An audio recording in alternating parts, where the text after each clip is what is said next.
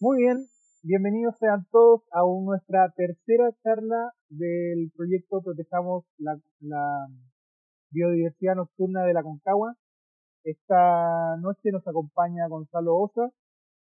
Gonzalo Osa el, es ingeniero, agrónomo y MSc en Ecología, Biodiversidad y Evolución. Se ha dedicado desde hace más de una década al estudio de los murciélagos de Chile. Su trabajo ha integrado temas como la ecología, la ecofisiología, la parasitología, la bioacústica y la educación ambiental, entre otros, generando lazos con instituciones de investigación públicas y privadas a lo largo de Chile, en Norteamérica y en Europa. Ha descrito la presencia de dos nuevas especies para el país, el Epsteticus laepotis, ahí luego Gonzalo me corregirá, y Promop davison. Son dos murciélagos, creo que al norte de Chile. Luego Gonzalo nos podrá hablar al respecto en detalle. ¿Eh? Sí. Bueno, los dejo con Gonzalo Osos en su presentación en el síndrome de nariz blanca en la nueva frontera. Y espero que la disfruten a todos ustedes. ¿Eh? Cambio al así. Bueno, Gonzalo, ahora puedes Se ve compartir mi la. pantalla, ¿cierto? Sí, te doy tu pantalla. ¿Cómo hago para...? Ya, bueno, partamos. De ahí veo cómo cambio la diapositiva. Les voy a presentar...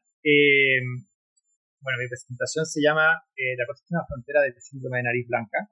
Es un estudio que realizamos durante los años 2016 y 2017 en conjunto con Cervat, que es mi empresa, con la Universidad de Ohio, a la cual pertenece el profesor Joseph Johnson, y Thomas Lilly del Museo de Historia Natural de Helsinki, en Finlandia.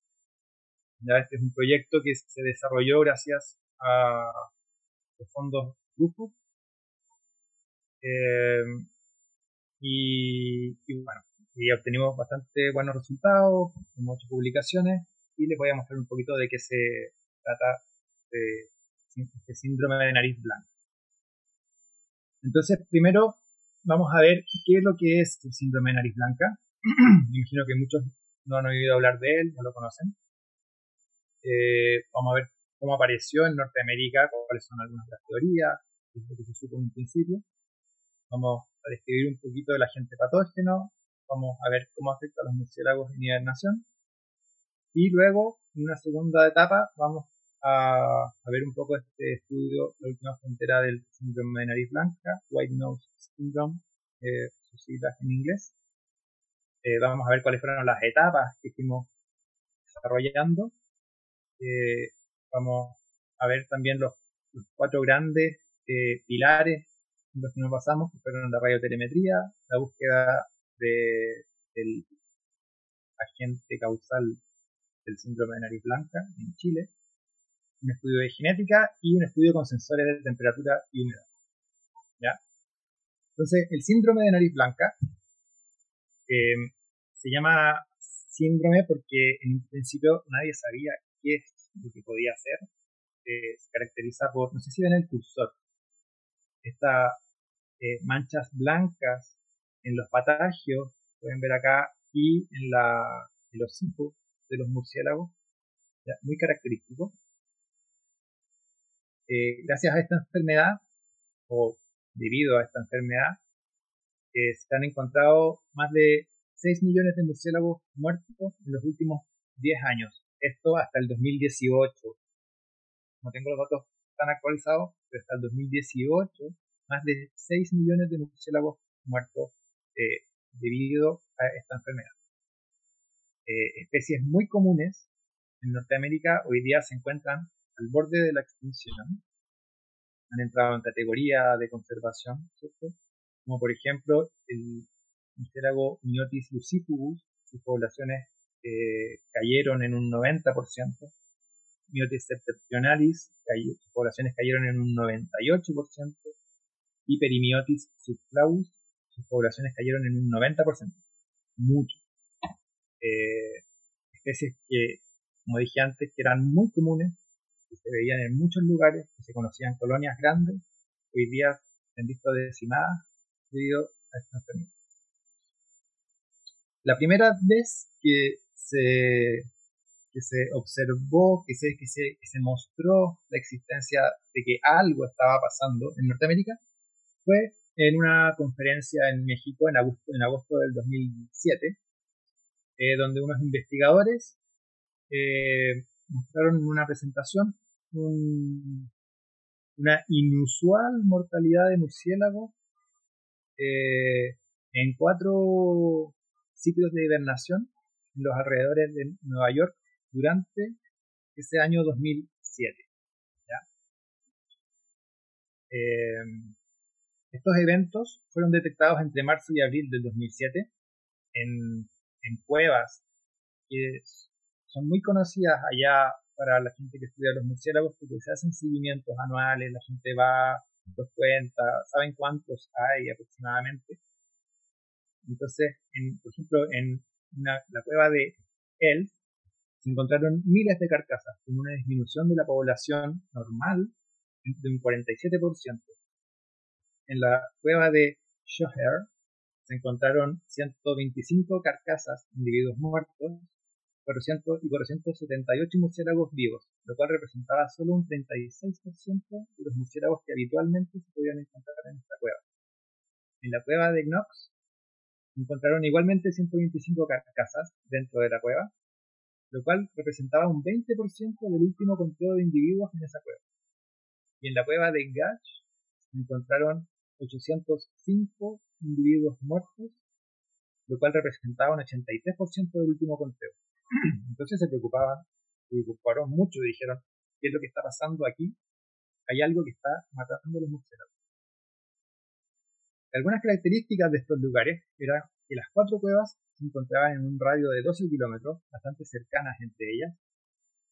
No hubo otros eventos reportados ni en Nueva York ni en Pensilvania. Se presume que muchos murciélagos murieron fuera de los refugios porque no se encontraban las carcasas dentro de estas cuevas. Y se presumía también que las mortalidades comenzaron a principios de febrero, en pleno invierno, en el hemisferio norte. Por otro lado, se detectó un aumento de 10 veces más miotis, murciélagos pequeñitos, que fueron enviados al Instituto de Salud Pública de la ciudad de Nueva York. ¿Cierto? Cuando uno encuentra un murciélago muerto, lo envía al ISP para que le hagan un estudio de rabia. Allá en Estados Unidos mismo se envían los murciélagos al ISP y este año fueron enviados 10 veces más individuos de este género. Y, por otro lado, el número de observaciones de murciélagos en vuelo en invierno en Nueva York fue la más alta jamás detectada. Entonces, los murciélagos estaban saliendo de su refugio por algún motivo y probablemente morían en el exterior. El síndrome fue detectado en su origen aquí, ¿cierto? Cerca de Nueva York, donde está el punto rojo. Y esto fue aquí año 2005, 2006, 2007 fue reportado, ¿cierto? Y tuvo un avance bastante rápido en el año 2006, 2007, 2008, 2009, 2020, 2010, perdón, 2011, 2012, 2013, 2014, 2015, 2016. El año 2016, el síndrome de nariz blanca se encontró por primera vez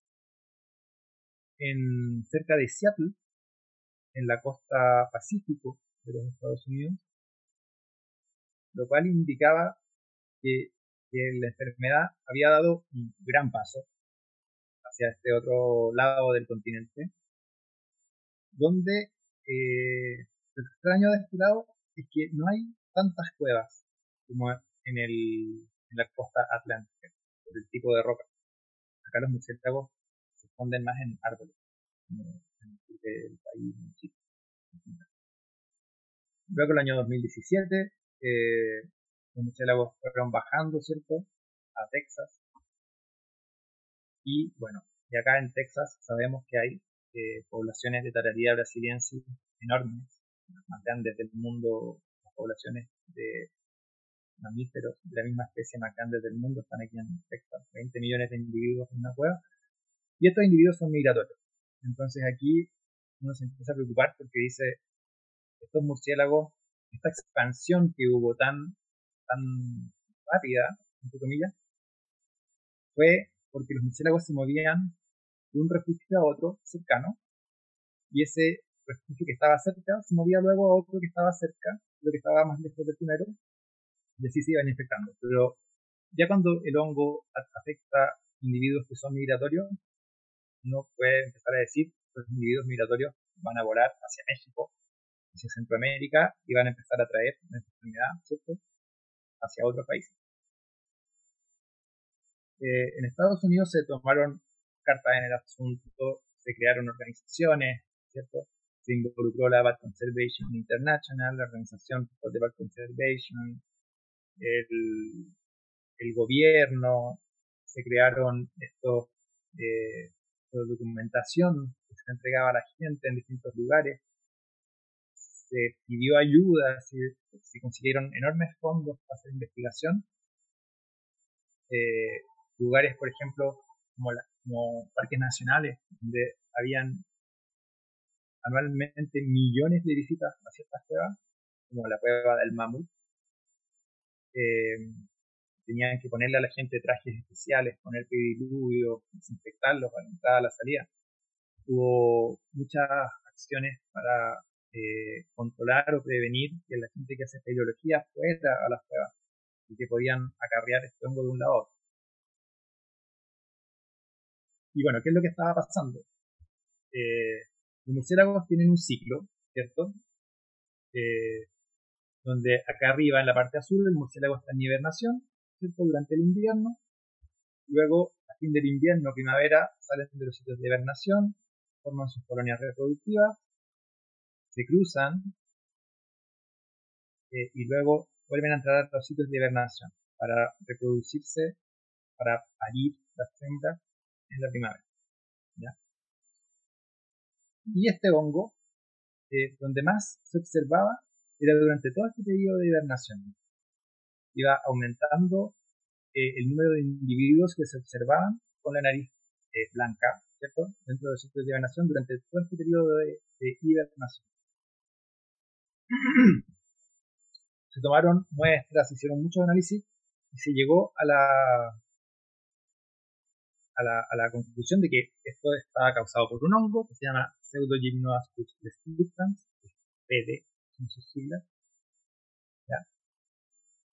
Es un hongo que es ciprófilo, que le gusta mucho el frío, sus tasas de reproducción aumentan a bajas temperaturas y caen en temperaturas altas. Por ejemplo, aquí a 30 grados su tasa de reproducción muy baja, y a temperaturas de alrededor de 15 grados sus tasas de reproducción son bastante elevadas. Es un murciélago que le gusta el frío. Este hongo utiliza tejidos vivos para alimentarse, por lo tanto literalmente se come un poco a los murciélagos. Es un hongo que se puede observar con luz UV. Esto se ven estas manchas. Nosotros tenemos unas linternas UV que tienen el espectro adecuado para uno los alumbre y se puede ver, pero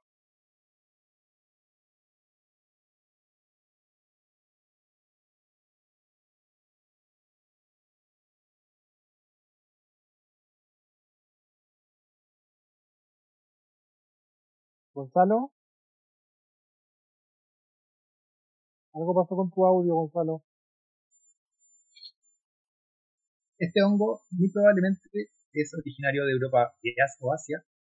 Hoy día yo creo que eso está confirmado. Es un hongo que viene de Europa y de Asia porque allá se encuentra en estado natural. Sin embargo, en Europa, por ejemplo, no hay evidencia de una muerte en masa de murciélagos. Sin embargo, muchos individuos presentan las características de estar infectados por este hongo. Entonces se piensa que los murciélagos en Europa han generado una tolerancia o una resistencia a este hongo. Acá se tomó varias especies de murciélagos y, por ejemplo, la lista de especies, ¿ya? Y se midió el número de lesiones por centímetro cuadrado en el patagio, número de heridas, digamos, del hongo, y la carga del hongo por centímetro cuadrado. ¿Ya? Y se observó que los individuos presentaban mayores cargas de hongo, por lo tanto, mayor número de lesiones. Eran todos estos puntitos azules que están acá, los cuales, si uno ve aquí, corresponden todos a miotis. Los azules y los verdes. Acá hay un verde muy alto. ¿Y qué es lo que estaba pasando? Que quizás estaban atacando los murciélagos más pequeños, ¿ya? No los más grandes. Aquí se observa, todos estos individuos son los que tienen mayor número de lesiones, mayor carga del hongo en sus patas, en sus alas. ¿Ya?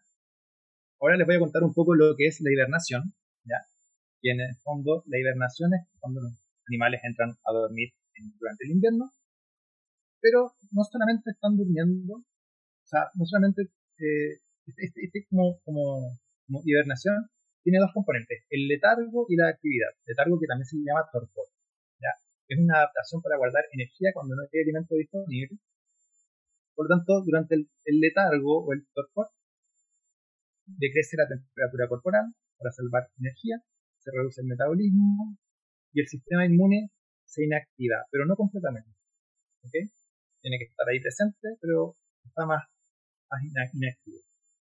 Sin embargo, cuando los murciélagos están en letargo, pueden entrar en actividad desde este letargo.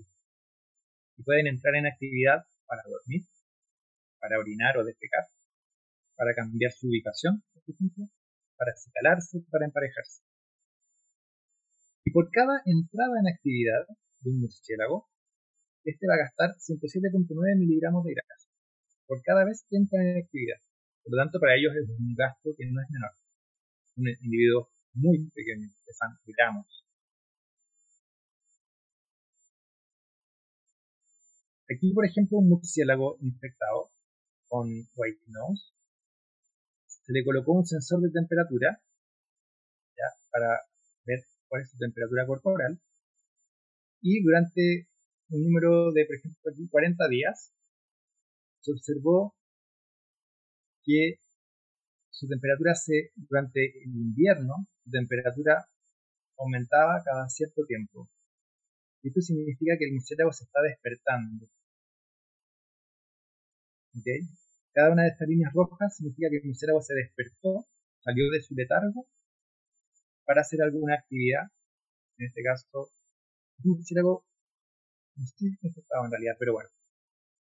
Pero aquí se ve que ellos sí salen de su letargo durante algunas veces y su temperatura obviamente aumenta. Para aumentar su temperatura requieren energía. Entonces, nosotros nos preguntamos, ¿y qué pasa en Sudamérica? Porque si llegó a Europa desde Norteamérica, o sea, si llegó desde Europa a Norteamérica, obviamente puede llegar acá. No se sabe mucho cómo llegó.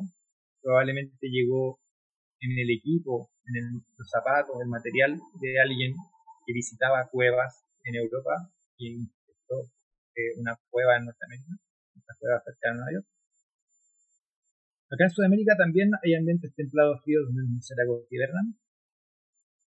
Hay presencia de cuevas, minas abandonadas y también obviamente de árboles.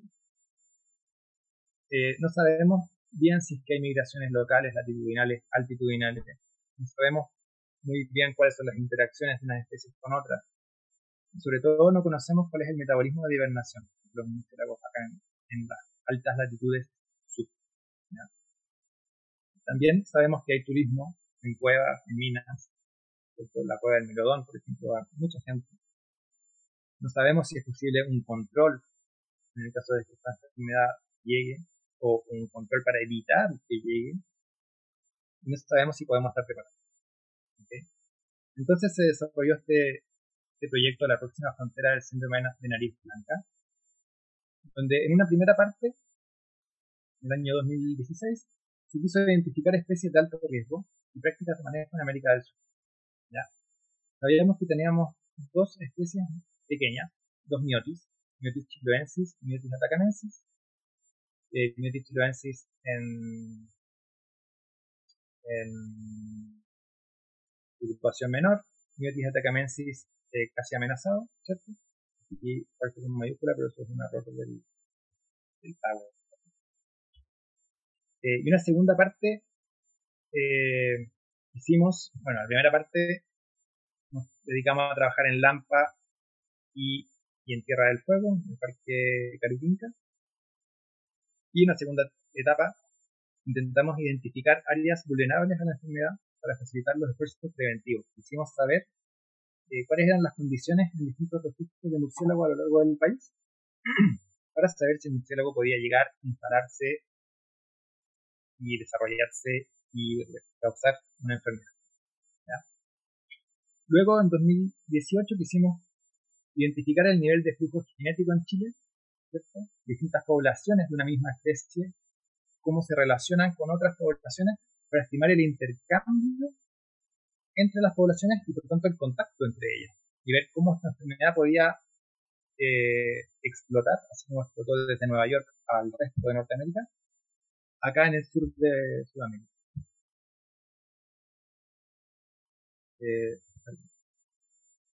Entonces, materiales y métodos para la radiotelemetría. Hicimos un estudio de radiotelemetría donde utilizamos unos radiotransmisores muy pequeñitos, están aquí, que es una pila muy chica y un chip que pesan 0.3 gramos, ¿ya? Para poder instalarlos en estos murciélagos que son muy pequeños.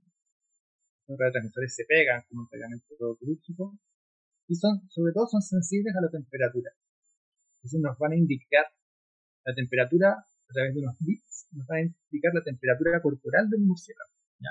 Que duran entre 13 y 21 minutos, luego se caen, ¿ya? Entonces utilizábamos unos receptores que hacían un rastreo autónomo con unas antenas y podían escanear las frecuencias. Por ejemplo, si teníamos 3 murciélagos, había un murciélago que tenía la frecuencia A, la B y la C, y el equipo decía, ya, 10 minutos la A, y decía, durante estos 10 minutos tiene esta temperatura. Después 10 minutos el B, durante esos 10 minutos la temperatura del B, 10 minutos el C, la temperatura del murciélago C. ¿Ya? Va haciendo un escáner de las distintas frecuencias de los distintos individuos, ¿ya?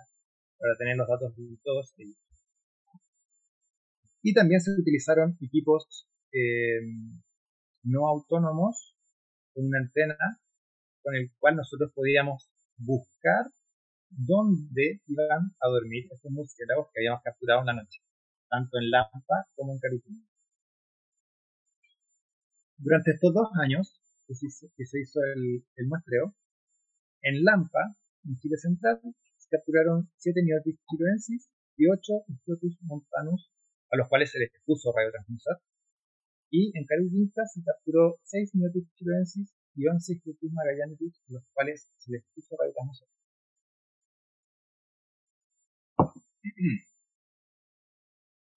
Y pudimos observar que en Lampa, donde hace mucho calor en diciembre, cerca de 30 grados o más, los murciélagos eran capturados abajo del valle, en unas cuevas donde ellos van a alimentarse. Sin embargo, se refugiaban en rocas a cientos de metros de altitud, cerca de 1000 metros más alto del lugar donde ellos iban a comer. Por su parte, en Tierra del Fuego, los murciélagos se refugiaban en árboles vivos y muertos, por lo general de gran altura, y por lo general árboles que estaban cercanos al borde del bosque o dentro de espacios abiertos en el bosque, ya sea por castorera o por donde hubo corte o tormentas, arrasaron con los árboles, eran árboles en pie y esos árboles ocupados. De esta parte del estudio generamos un artículo científico sobre el estudio en Tierra del Fuego, el cual habla sobre la ecología del uso de los refugios de los murciélagos Myoticuloensis y Proteus magallanicus y Tierra del Fuego. ¿Ya? Este estudio nos mostró por primera vez cómo se comportaban los murciélagos en sus refugios en este lugar tan alejado del resto de los murciélagos. Aquí hay solo dos especies, son las más australias del mundo, y nos mostró que utilizaban árboles de gran tamaño, lenga principalmente, y pudimos observar, gracias a la radiotelemetría, nosotros, bueno, aquí están las temperaturas de los murciélagos, los puntitos negros, y abajo la línea es la temperatura ambiente que también monitoreamos en el mismo lugar. ¿Ya? Y se observó, monitoreamos la temperatura ambiente, perdón, para saber si había una correlación entre el uso del letargo de los murciélagos y esta temperatura ambiente. ¿Ya? Se observó que estuvieron muy correlacionados. Los días donde hacía más frío, los murciélagos pasaban mucho más tiempo en letargo y su temperatura caía más baja. ¿Ya? Y se observó que los murciélagos pasaban el 89% de los días. Se monitorearon 81 días de temperatura de temperatura por murciélago. 81 días en 17 individuos que utilizaban 17 refugios distintos. ¿Ya? Y se observó que los murciélagos entraban en un nivel de letargo el 89% de los días en los cuales trabajamos ahí. La temperatura mínima promedio de los individuos era de 16.5 grados Celsius. Por otro lado, quisimos comparar Proteus magallanicus a la izquierda y Myotis chiloensis a la derecha, cómo se comportaba cada una de estas especies frente a la temperatura ambiente, cuánto tiempo, cómo bajaba su temperatura corporal, y vimos que no eran diferentes, lo cual nos pareció, no era nuestra hipótesis, porque Proteus magallanicus es bastante más grande que Myotis chiloensis, ¿ya? Pesa prácticamente el doble, un murciélago relativamente grande para Chile, digamos. ¿Ya? Y en Proteus magallanicus tampoco se observó diferencia entre machos y hembras. ¿Ya? Sabemos que en tiempos de escasez de alimentos los murciélagos deben ahorrar energía. ¿Ya? Y en Tierra del Fuego el clima hace que los murciélagos tengan que ahorrar mucha energía porque los insectos son muy escasos durante gran parte del año. Estos murciélagos no migran, son residentes. ¿Ya? Y probablemente las hembras durante este periodo utilizan más el torpor que los machos debido al gasto energético de la preñez y la crianza. ¿Okay?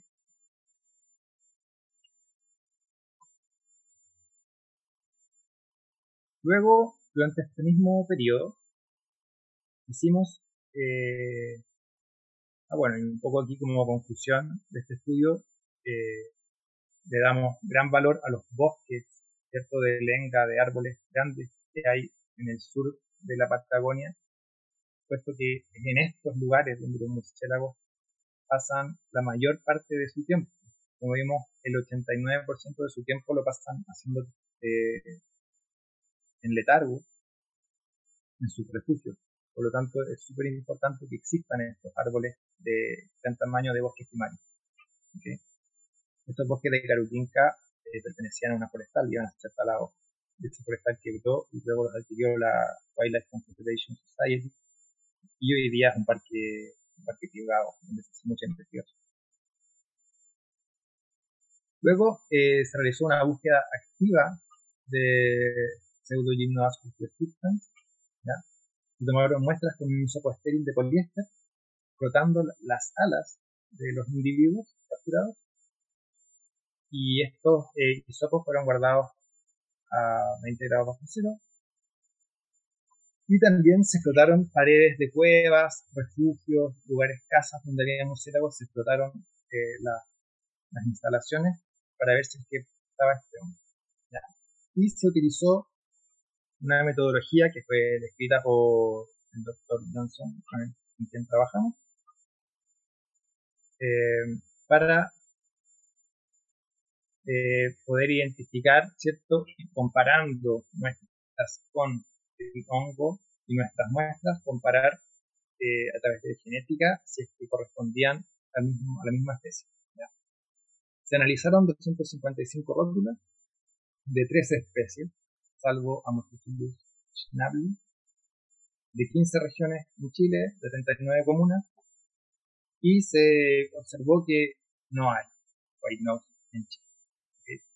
Se tomó un número enorme de muestras y se observó que no está la presencia de este hongo acá en Chile.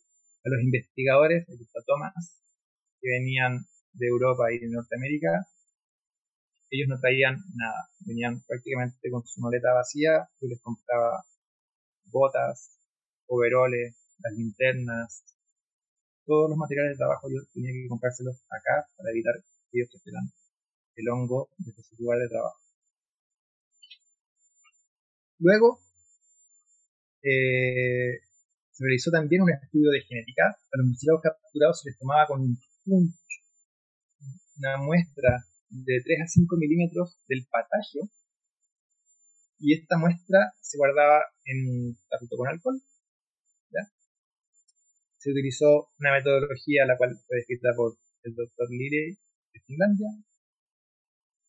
Nosotros obtuvimos 101 punch de 6 especies, de 4 regiones, de 4 comunas, y junto al Instituto, gracias al Instituto de Salud Pública, sección Rabia, con la doctora Verónica Jung, logramos obtener más de 250 punch de 12 especies, 15 regiones, más de 80 comunas.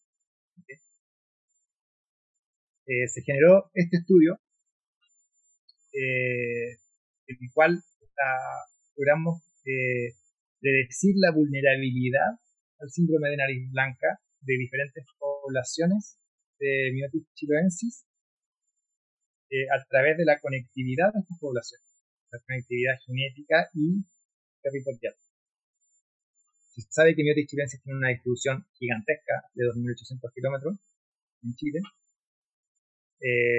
Se estableció la estructura poblacional de esta especie según distancia geográfica y distancia genética de las muestras de 66 individuos de varias localidades. ¿Okay? Aquí están las localidades, rosado, rojo, luego aquí se ve naranjo más al sur, la zona de Biobío, Araucanía, Los Lagos en verde, Aysén en celeste y azul, y Magallanes en morado. ¿Okay? Y luego del análisis genético, en el cual se analizó el genoma completo de estos 66 individuos, se observó una sumamente marcada aislación por distancia. Aquí en este gráfico se observa que las distintas poblaciones de distintas regiones son bastante diferentes genéticamente, están prácticamente en el mismo orden que en su distribución en Chile. ¿Ya? Se observó algo súper interesante, se observó una alta heterocigosis en individuos de Tierra del Fuego. ¿Alguien está hablando? Y esta alta heterocigosis indica que estas poblaciones de Tierra del Fuego, luego de las glaciaciones del máximo glacial en Patagonia, aún no han tenido contacto con las poblaciones de más al norte. Es una población sumamente aislada. ¿Ya? Lo cual nos indica, bueno, todo este gráfico nos indica una muy baja conectividad entre las poblaciones, y por tanto, una baja probabilidad de que el white nose se disperse.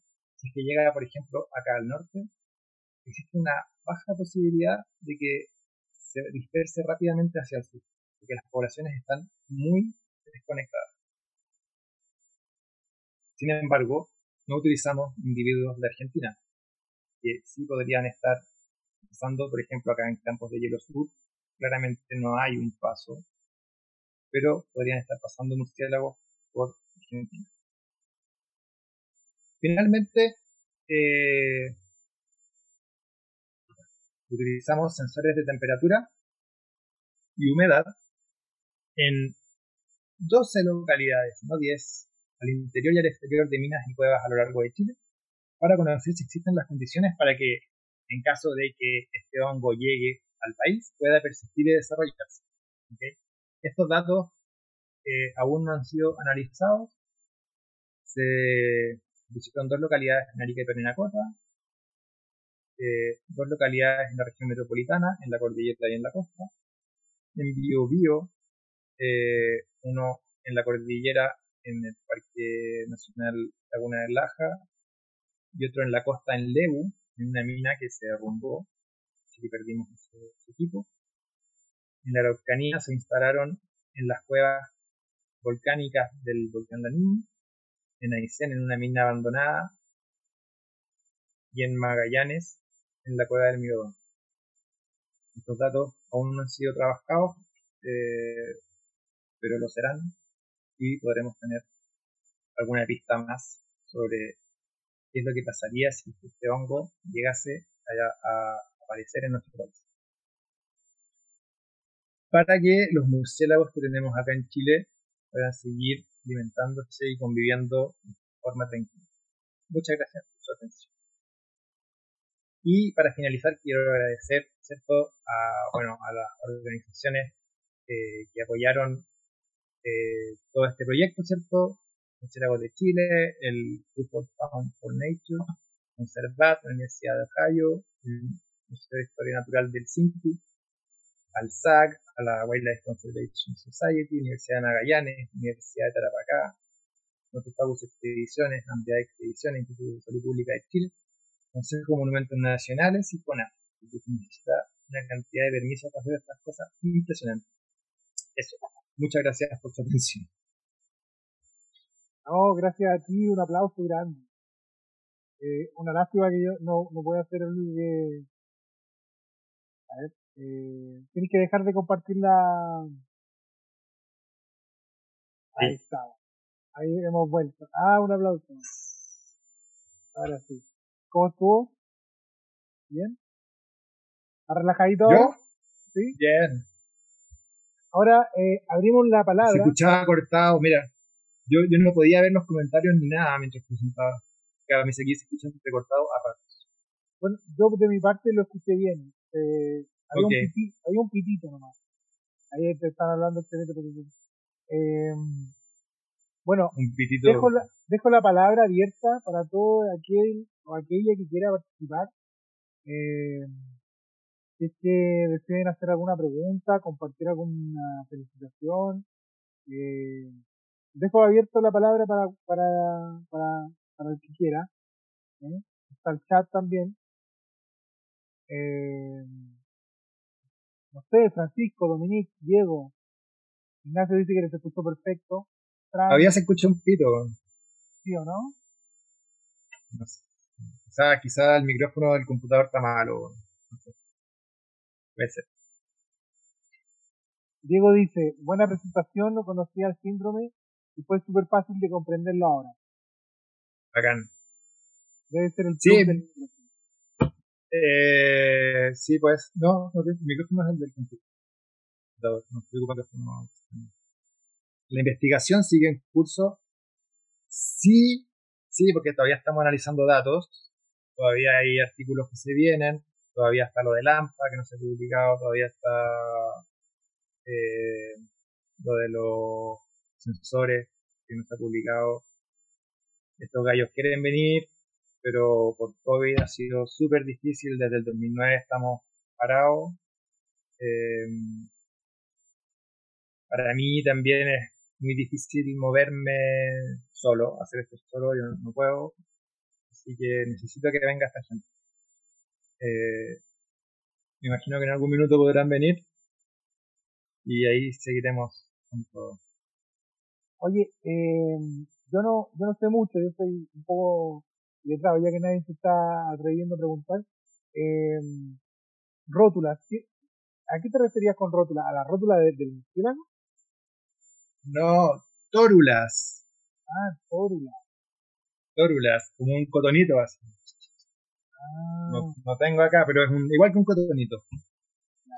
Y eso tú le pasáis en el patagio, ¿cierto? En el ala. Aquí. Mira, voy a hacer la mansa propaganda.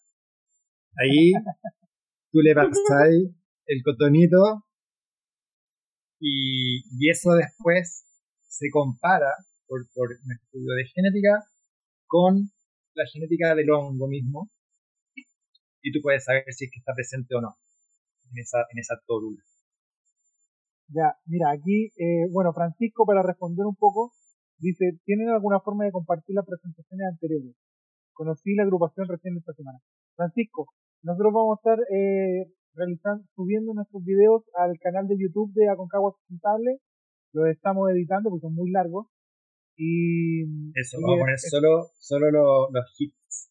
claro, una vez que los tengamos, los enviamos a través del correo electrónico y podrá revisar tanto la primera charla que fue de Dominique y la segunda charla de Víctor Bahamonde. Hay alguien que pregunta si el hongo se puede dispersar, Por se insectos. contagia por insectos. No, yo no creo. No creo porque los insectos no van a dormir a las cuevas. Yo creo. Los insectos van a estar en otras partes. Los insectos se encuentran con los murciélagos y se los van a comer. Pero no. Aquí lo más peligroso de la dispersión son los mismos murciélagos, que se mueven de una cueva a otra para reproducirse, por ejemplo. Y claro, los investigadores también que no toman medidas de lavado de equipo, de recambio, siempre con las mismas botas. Y ¿Te dejo Ignacio tiene una pregunta. Sí, Ignacio Ya Dominique preguntó, tiene una pregunta. Dominic, ¿Puedo preguntar por audio mejor? ¿Ya? sí, dale. Gracias, escuchando por la presentación, excelente, muy buena, lo todo bien, claro, y bacán ese tipo de, que se haga este tipo de investigación acá en Chile. Mi pregunta va respecto a las cuevas donde los murciélagos duermen durante el día y descansan de noche. ¿Por qué hay tanta diferencia o distancia entre los lugares donde ellos están, donde pasan el día y en las cuevas, que también las encontré en Lampa, son solamente ocupadas durante la noche, excepto por algunas colonias que están, las que paren, las hembras paridas se están refugiando en las cuevas más bajas, pero en las cuevas más altas, en lugares más altos, en las grietas, están descansando durante el día. ¿Pudiste encontrar alguna relación entre eso? Nosotros creemos que esto ocurre netamente por un tema de termorregulación. Nosotros medimos la temperatura ambiente en las cuevas y cada 500 metros hasta la parte más alta, más arriba incluso de este refugio. Y claro, y la temperatura baja a 5 grados más arriba. Entonces estos murciélagos van a buscar lugares más fríos para dormir durante el día, porque hace mucho calor. Yo creo que es eso, nosotros creemos que es eso. Esa es nuestra teoría. Y bajan en la noche, de hecho uno está en el hilo que une todo este sistema en la tarde y uno ve los murciélagos pasar como bala con perdiguero cazando y pasan bajo, impresionante, una locura. Así que yo creo que es eso, que ellos van arriba a dormir porque es más fresco. Interesante. ¿Alguna otra pregunta, chicos? Javiera, Francisco, Dominique tenía. ¿Dominique tenía una pregunta? Sí, tengo algunas.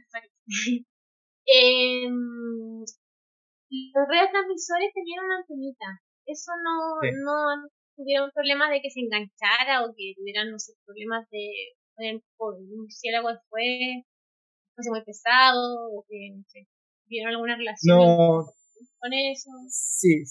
Bueno, normalmente cumple con la norma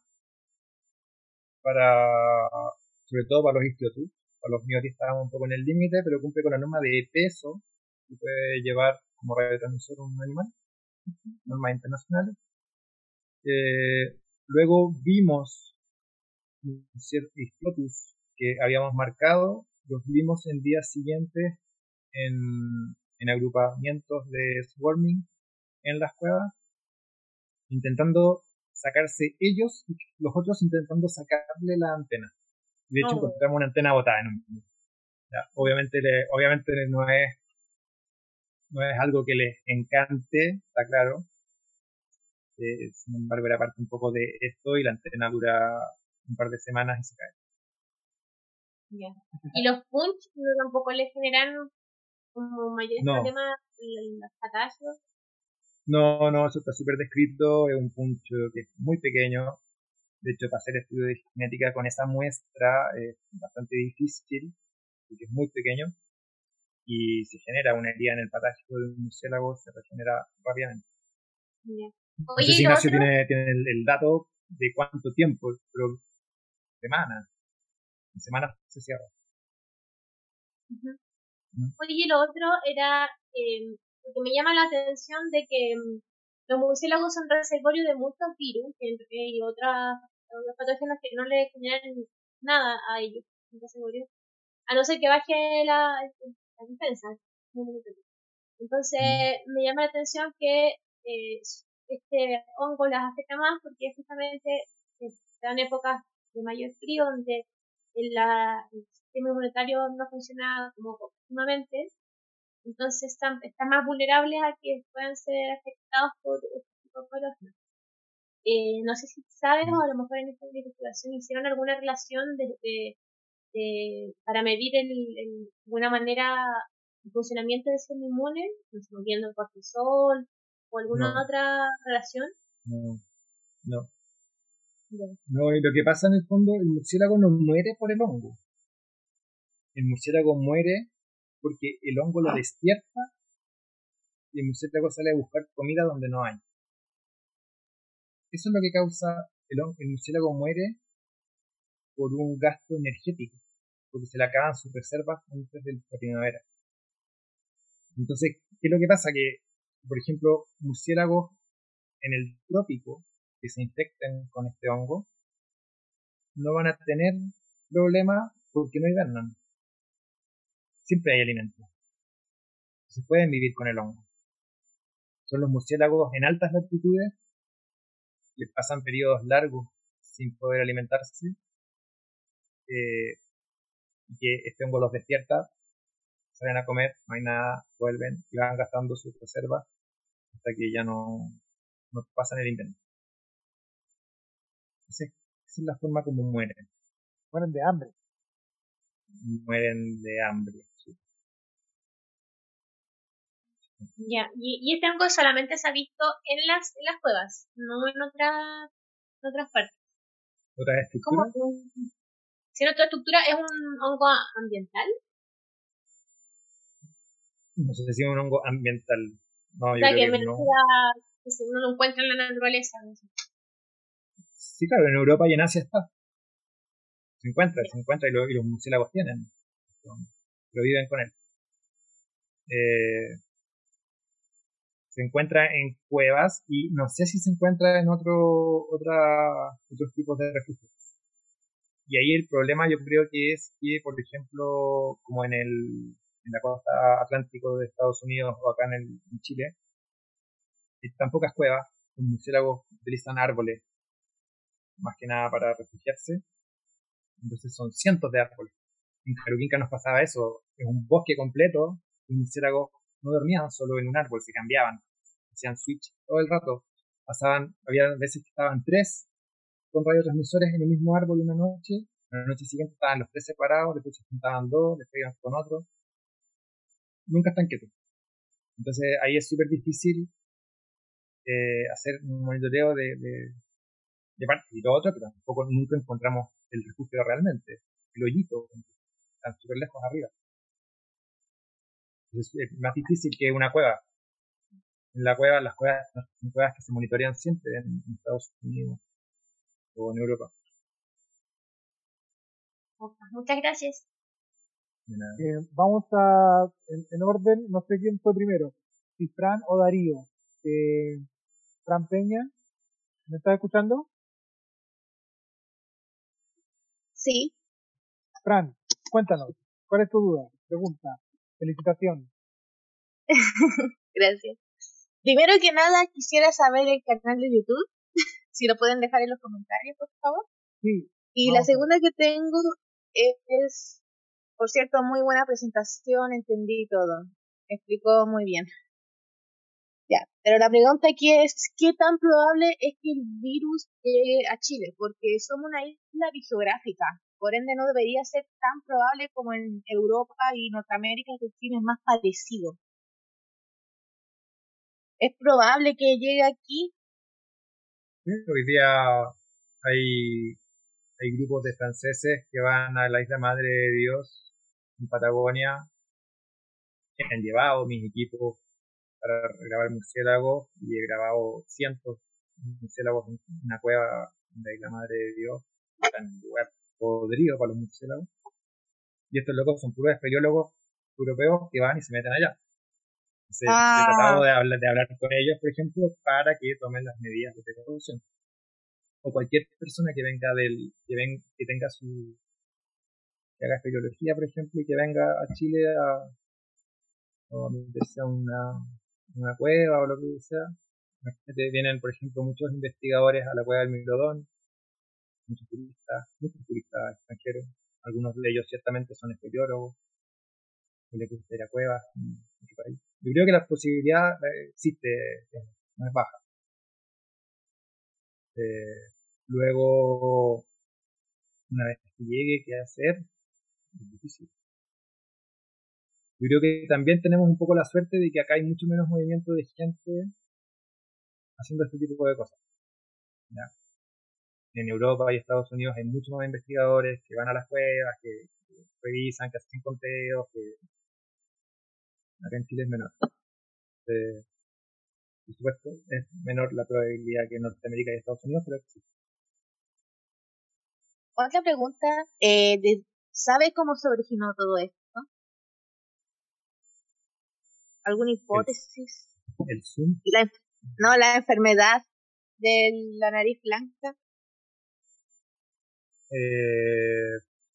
En Estados Unidos. O en Europa. A Estados Unidos se dice que llegó con un investigador que entró a una cueva y traía su ropa sucia. O sea, una de las hipótesis, por ejemplo. Y en Europa yo creo que el hongo es de allá y en algún minuto debe haber explotado con algunas poblaciones de murciélagos y quizás en Europa y Asia en algún minuto muchos murciélagos murieron y los que quedaban se iban adaptando y hoy día los que están son los sobrevivientes. Eso también es una posibilidad. Pero el hongo, o sea, hoy día se sabe que es de allá, no se sabe si allá llegó de otro lado. ¿Puede llegar a ser algo que comen los murciélagos? ¿Llegar a ser algo que comen? Sí, alguna especie de planta que genere ese hongo y ellos se contagian por ese medio. No sé, no sé. No sé, no, yo creo que es un hongo que vive, que se desarrolló en alguna cueva quizás. Un laboratorio. Después llegó un murciélago, se instaló ahí, lo contagió, se movió. Puede ser también. Pero no creo que sea algo que comen. Ya veo. Fran, gracias por responder. Fran, acabo de colocar el enlace del canal de YouTube para que lo tengas ahí. Aún no hemos subido nada sobre las charlas anteriores y esta charla, bueno, esta charla la estamos grabando. Seguimos con las preguntas. Darío, Ignacio, ¿quién se anima? Tiene la manita levantada. Yo. Hola, chiquillos. Bueno, Chalo, muchas gracias por la presentación, muy claro, al igual que todo, si bien llegué un pelito tarde, nos fue quedando todo muy claro. Y está bien interesante porque si bien yo algo había leído y había escuchado sobre el tema del síndrome de nariz blanca, la verdad no tenía tan claro más allá de que están muriendo muchos murciélagos por eso, así que estuvo bien interesante entender un poquitito mejor. Y qué bueno que la conclusión haya sido que no hay en Chile, pero eso igual genera ciertas preguntas en términos de que, digamos, el trabajo no está terminado porque siempre existe el riesgo de que efectivamente llegue. Claro. Entonces, ¿qué precauciones crees tú que se podrían tomar para eso? Eso es lo primero, vamos a dividir, porque perdón, como que me ramifiqué mucho en la pregunta, pero ¿qué precauciones podríamos tener? ¿Qué es lo básico, digamos? Bueno, yo realmente he hablado con gente del SAC, de CONAF, en Magallanes, que todo esto a ellos les encanta este tipo de estudio que es como ponerse el parche sobre la herida, antes de la herida, ¿cierto? Como tomar medidas preventivas, como estudiar algo que no está, pero para tener algo en el minuto de que aparezca. Bueno, ya he hablado harto con ellos para molestar un poco a estos franceses que van a la isla Madre de Dios, por ejemplo. Entonces le han exigido algunas medidas, algunas cosas. Pero yo creo que va mucho por ahí. Va mucho por la medida de prevención, por, no sé, por ejemplo, incluir en ese papel que te pasan cuando tú viajas en avión y llegáis a Chile, ¿tuvo usted contacto con murciélago? ¿Estuvo en un refugio de murciélago, en una correa de murciélago? Sí, no. Y que te hagan pasar por una cuestión que te limpie. O que te revisen. O sea, ¿trae usted botas que estuvo ahí con murciélago? ¿Trae material que tocó murciélago? Sí, no. Te deja. Yo creo que eso puede ser una medida que puede funcionar, porque si viene de alguna parte va a venir de afuera. Y va a venir de lejos. No de aquí. Eso para los humanos. Luego para los murciélagos, yo creo que no hay nada que hacer. O sea, en el minuto que llegue, va a llegar nomás. Y va a llegar con tararía, con la suru, que van a estar en Perú y que antes se contagiaron con unos estuvieron en Ecuador y así para abajo. En algún minuto va a llegar. Yo creo que no puede que va a ocurrir. Pero en el caso de los humanos, yo creo que sí se pueden tomar medidas que por supuesto no son fáciles porque implican convencer a bastante gente. Y aunque sea solo agregar una pequeña línea en este papelito, me imagino que la DGAC o el SAC, no sé, no sé si lo van a hacer rápidamente tampoco. ¿Sí? Siendo que no es una urgencia. Claro, justamente por ahí, pensando en que eventualmente va a llegar,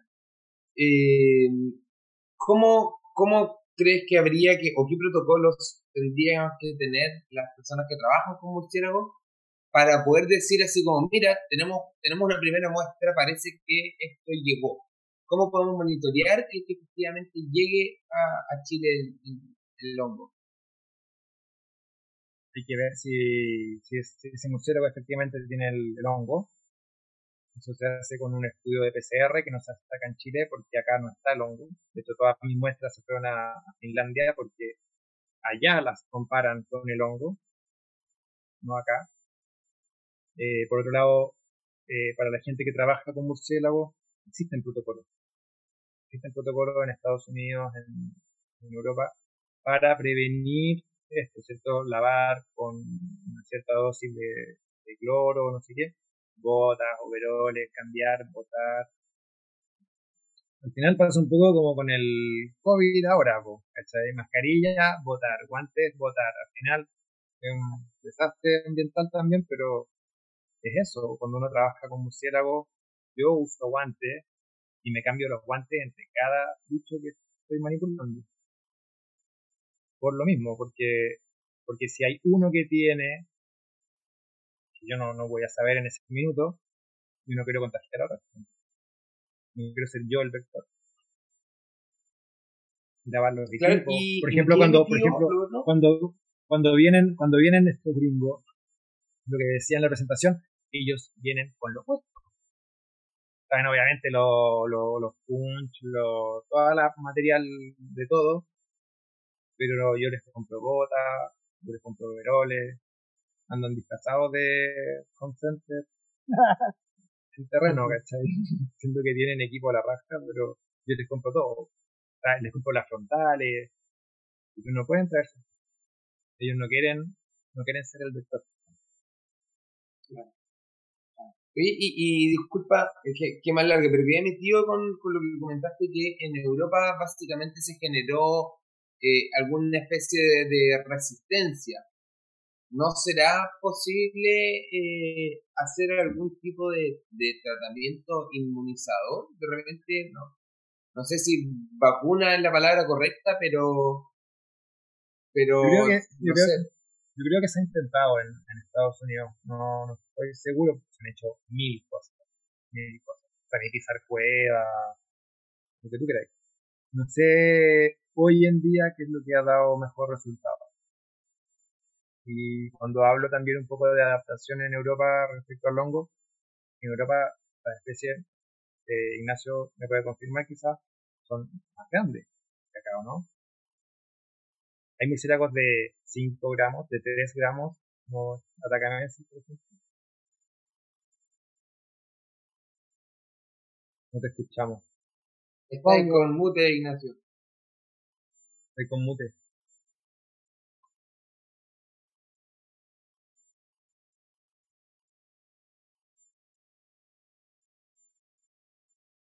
Ahí sí. Pipistrellus. Pipistrellus es la especie más pequeña, pero no sé si está atacada. Bueno, obviamente no la afecta.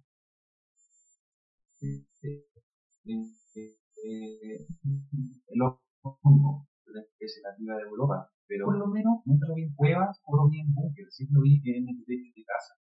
Son como especies más asociadas a construcciones humanas como Noti, puede ser como Tadaya, pero no eran especies cavernícolas. A lo mejor me equivoco, pero que nunca la vi en una especie, nunca lo vi en cuevas o en búnkers de la Segunda Guerra Mundial. No lo vi. Ahí un muy buen punto interesante también, porque esa especie es la más pequeña, ¿cierto? Entonces, esa más probablemente puede morir por esta infección.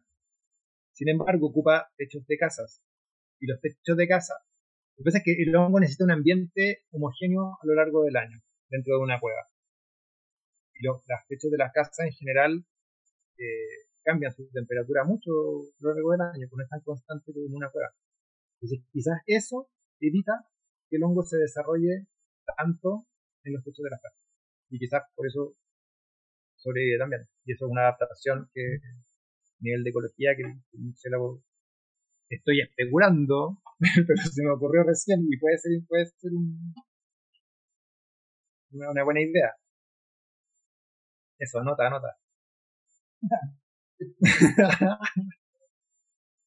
Oye, yo le quería hacer una consulta, Gonzalo, pero parte de la consulta la hizo Darío. Estaba muy relacionada acerca de los protocolos internacionales que se utilizan para controlar esto, porque en Chile obviamente nada o muy poco se sabe respecto a este síndrome. En Europa no pesca mucho porque es como un hongo nativo. En Estados Unidos sí van a ser bien estrictos respecto a la visita de cuevas. Y acá en Chile, cuevas que son protegidas por CONAF, yo creo que son bien controladas, pero el resto poco o nada. Entonces, era por ahí la pregunta. Y lo otro es, yo he visto en Estados Unidos ocupan luz o sea, luz azul para ver el daño del hongo en el ala. En el ala pues, se pueden ver esa animal. Claro. No sé, aquí en Chile, bueno, ustedes no encontraron, pero podría ser una herramienta obligada en el maletín del bacteriólogo. O sea, para el rufo, para la tercera patita que estábamos calculando, que nos salió porque en ese minuto no teníamos publicaciones, pero que ahora sí debería salir, está comprar varias de estas para la gente del SAC, por ejemplo, de CONAF, la gente que trabaja con murciélagos, y repartirlas para que haya un stock, ¿cierto?, de gente que esté monitoreando eso, la gente del ISP, que tengan, para que cada murciélago que les llega, pum, lo miran una pasada, todo ok, una pasada, perfecto, estaría súper bueno. Bueno, que se rajen para la asociación. ¿Sí? Teniendo el fondo, sería bueno. Creo que estamos llegando Oye, al final. y a ¿no? propósito ¿Tengo más que... preguntas?